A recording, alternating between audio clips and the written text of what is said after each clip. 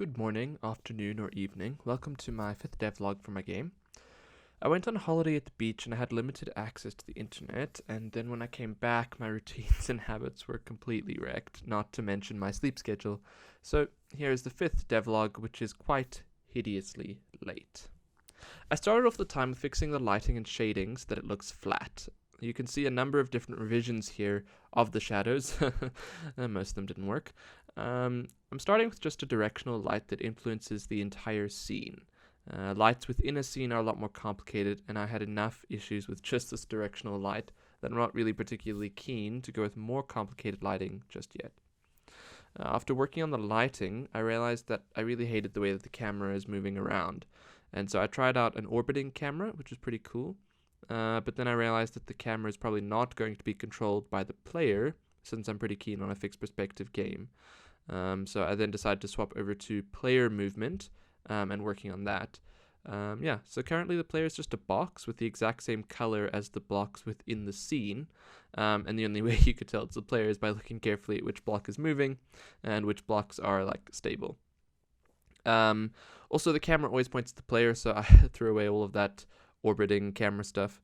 It was pretty easy to implement the player movement though. As soon as I'd implemented the player movement, as you could see, I suddenly realized that the player can just go straight through the other blocks on the level.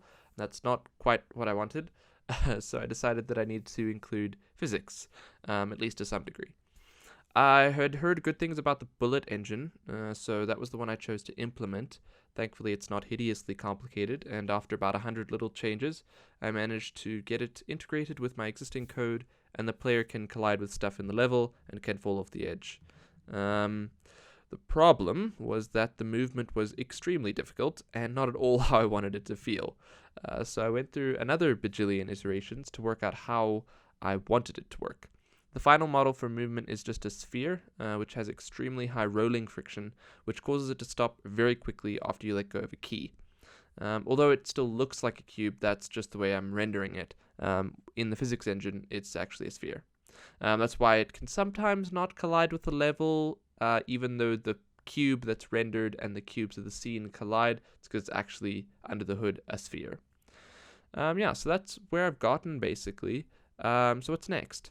I think the next thing to work on will be some sort of level loader and unloader, which loads the blocks around your character as you move. That way it'll look like you're moving through the level or world, but your character is actually always in the center of the screen. This is exactly what most games do in a 3D world.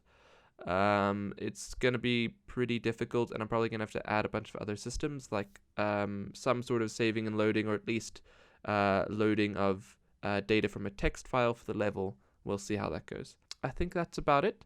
Thank you so much for coming to my TED Talk.